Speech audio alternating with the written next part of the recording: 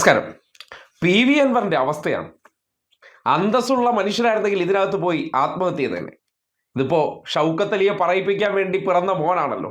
അല്ലെങ്കിൽ ഇത്രയും ദിവസം ഒരു ഉളുപ്പുമില്ലാതെ ഞാനാണ് UDFന്റെ ബേപ്പൂർ സ്ഥാനാർത്ഥി എന്ന നിലയ്ക്ക് പോയി പ്രചരണം ആരംഭിക്കുന്നു, KPCC പ്രസിഡന്റ് എനിക്ക് സർട്ടിഫിക്കറ്റ് തന്നു എന്ന നിലയ്ക്ക് മാധ്യമങ്ങളുടെ മുന്നിലൊക്കെ വന്നു നിന്ന് ഉളുപ്പില്ലാതെ ഡയലോഗ് അടിച്ചുകൊണ്ടിരുന്നു. ഏറ്റവും ഒടുവിൽ എന്തായി? സതീശനോട് ആ ചോദ്യം വന്നപ്പോൾ ഇവിടെ ഒരുത്തനെയും സ്ഥാനാർത്ഥിയായിട്ടൊന്നും പ്രഖ്യാപിച്ചിട്ടില്ല, അങ്ങനെ ആരും എന്ത് ചെയ്യേണ്ട കാര്യമില്ല എന്ന് പറയുമ്പോൾ ഇയാൾക്ക് എത്രമാത്രം വില കൽപ്പിച്ചിട്ടുണ്ട്. ഒരു അനാഥപ്രേതം പോലെ, ചോദിക്കാനും പറയാനും ആളില്ലാത്ത ഒരു ഗതികെട്ട അനാഥപ്രേതമാണ് അൻവർ എന്ന് സതീശന്റെ ഈ പ്രതികരണം തെളിയിക്കുന്നുണ്ട്.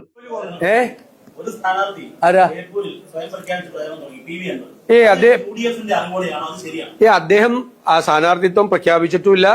ഞങ്ങൾ UDFന്റെ സീറ്റ് വിഭജനം പൂർത്തിയാക്കിയത് പ്രഖ്യാപിച്ചിട്ടുമില്ല. അദ്ദേഹം ഒന്നും തെരഞ്ഞെടുപ്പ് പ്രചരണം നടത്തുന്നില്ല. അന്തസ്സുള്ള മനുഷ്യന് പിന്നീട് അതിൽ നിലനിൽക്കാൻ പറ്റുമോ? കാര്യം പരസ്യമായിട്ടല്ലേ അപമാനിച്ചു വിട്ടത്.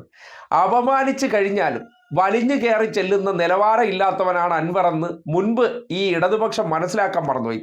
തൻ്റെ നിലനിൽപ്പിന് വേണ്ടി എന്ത് നിലവാരമില്ലായ്മയും ചെയ്യാൻ അപാര തൊലിക്കട്ടിയുള്ള വ്യക്തിയാണ്. ഇത്രയും ദിവസം റിയാസിന്റെ പുറകിലാണ്. റിയാസിനെതിരെ വലിയ വിമർശനമൊക്കെ അടിച്ച് എനിക്ക് കുറച്ച് മാധ്യമ മൈലേജ് ഉണ്ടാക്കാം, ബേപ്പൂരിലെ പിരിവ് ആരംഭിക്കുന്നതിന് തൊട്ട് മുന്നോടിയായിട്ടാണ് സതീശൻ 8ന്റെ പണി വെച്ചത്.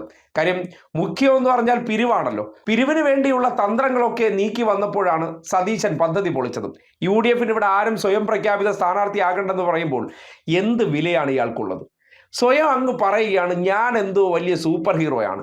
ഇന്നലെ ആനപ്പുറത്തിരുന്നതിൻ്റെ തഴമ്പും വെച്ചുകൊണ്ട് UDFനകത്ത് ചെന്നപ്പോൾ അവർ പരിഗണിക്കുന്നത് സൗകര്യം ഉണ്ടെങ്കിൽ നിന്നാൽ മതി, പറ്റൂലെങ്കിൽ കളഞ്ഞിട്ട് ഇറങ്ങി പോടാ എന്ന് പറയുന്ന രീതിയിലേക്ക് നിൽക്കുമ്പോൾ ഒരു മനുഷ്യന് എങ്ങനെയാണ് സ്വന്തം നിലനിൽപ്പിന് വേണ്ടി എന്ത് മടിയറ വയ്ക്കേണ്ടി വന്നാലും നാണം കെട്ട് നിൽക്കേണ്ട അവസ്ഥ എന്തെന്ന് നോക്കിയാൽ മതി.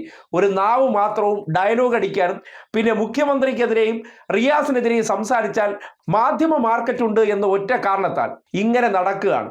അതിനപ്പുറത്തേക്ക് എന്താണ് മലബാറിലെ PC ജോർജിന്റെ അവസ്ഥയെന്ന് വരും കാലങ്ങളിൽ കൃത്യമായിട്ട് ബോധ്യപ്പെടുന്നുണ്ട്. അല്ലെങ്കിൽ വില കൽപ്പിക്കുന്ന ഒരു വ്യക്തിയാണെങ്കിൽ സതീശന് ഈ വാചകം പറയാൻ നാവ് പൊന്തുമായിരുന്നില്ല. അല്ലെങ്കിൽ അവർ ഏറ്റവും കൂടുതൽ പരിഗണിക്കുന്ന, അവർ പാർട്ടിയിലേക്ക് കൊണ്ടുവന്ന ഏറ്റവും സ്വീകാര്യനായിട്ടുള്ള വ്യക്തിയെങ്കിൽ ഇങ്ങനെ പറയത്തില്ല, പബ്ലിക്കായിട്ട് അപമാനിക്കത്തില്ല. അങ്ങനെ അപമാനിച്ചാൽ പോലും എനിക്കൊരു ഉളുപ്പുമില്ല, മുമ്പ് തറവാട്ട് മഹിമയും അല്ലെങ്കിൽ പാരമ്പര്യവും കോൺഗ്രസിന്റെ നെഹ്റുവിന്റെ ചരിത്രമൊക്കെ പറയുന്ന കുടുംബത്തിലുള്ള ഒരുത്തനെ എന്ത് ഗതികെട്ട അവസ്ഥയിലാണ് നിലവിൽ കോൺഗ്രസിൽ നിൽക്കേണ്ടി വരുന്നു എന്നതാണ് ഇന്നലെ പുതുയുഗ യാത്ര ആരംഭിക്കുന്നതിന് മുന്നോടിയായിട്ട് നടത്തിയ വാർത്താ സമ്മേളനത്തിൽ ആ ചോദ്യത്തിന് പോലും സതീശൻ കൊടുത്ത വില എന്താണെന്നും പരിഹസിച്ചും പുച്ഛിച്ചും തള്ളിയ മറുപടി കൊടുക്കുമ്പോൾ സൗകര്യം ഉണ്ടെങ്കിൽ നിന്നാൽ മതി, എന്തെങ്കിലും അങ്ങോട്ട് ഇട്ട് തരും, അതെടുത്ത് നക്കിയിട്ട് നിൽക്കാൻ പറ്റുമെങ്കിൽ നിൽക്കുക, അല്ലെങ്കിൽ ഇറങ്ങി പോടാ എന്ന രീതിയിലാണ് അൻവറിനെ പരിഗണിക്കുന്നു എന്ന് തെളിയിക്കപ്പെട്ടിരിക്കുകയാണ്. അന്തസ്സുണ്ടെങ്കിൽ ഇറങ്ങി പോടോ ഡയലോഗ് വിദഗ്ധ എന്ന് മാത്രമേ ഇത് കാണുമ്പോൾ പുറത്ത് നിൽക്കുന്നവർക്ക് അൻവറിനോട് പറയാനുള്ളൂ.